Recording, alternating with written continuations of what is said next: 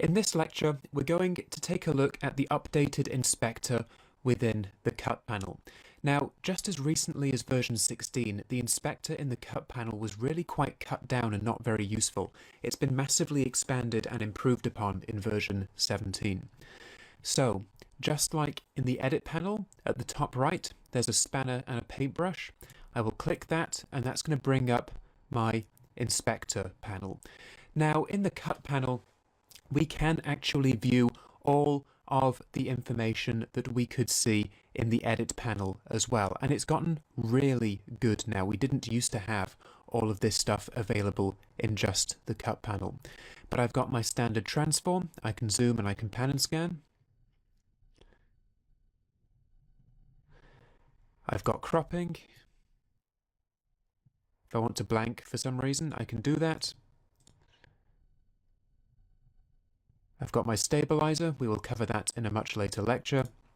Lens correction, retime and scaling mode. Again, we will cover that later on. So we really have a lot of information available here. And because the clip underneath the playhead also has a transition applied, and if I click on the transition icon, I can view both of the transition effects applied to this clip. Now, the way in which we view them can seem a little bit counterintuitive at first. Underneath these icons at the top, we have in and out. In happens on the first frame or the left side of the cut, and in this case it's the smooth cut for this clip. Out happens on the right hand side of the edit, and in this case it is the dip to color, and the dip to color is what we want to work on here. So I'm going to go from in to out, and we will carry on in this part of the inspector. Now I can see all of these transitions. We have crossfades, we have the dip to color. I can change the duration, I can change the alignment, and this kind of makes it fade out before the edit happens. The vast majority of transitions we want are center aligned, so we don't have a huge amount of a motivation to deviate from this center button.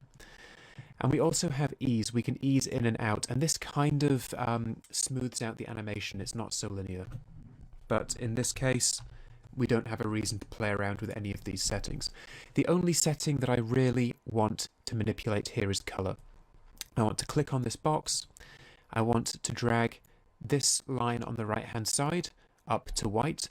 Now you may get a window that looks different if you're working on Mac. However, all of the sliders are in place. There will be a hue and saturation square, or a hexagon I think, in Mac, and then there will be a brightness slider somewhere around the right hand side as well. So I'm going to drag it down to white and drag the brightness all the way up, and then I just hit OK. And that now means that my dip to color fades to white. And that's the effect I want to sell this flashback here. We can also see the file, and we can see metadata in here as well. We can also fill metadata in the cut panel should we want to do that, or even the edit panel as well. We've got everything that we had before in the edit panel. So this has just been a quick kind of reminder of the inspector. It is fully featured in the cut panel now, whereas it did not used to be before. So this is actually really, really good. I'm very happy that Blackmagic made this change here. So that's covered, well, recovered the cut panel, and we've used it to change the setting of a transition. That's pretty much all we need for this point. So click on through to the next lecture,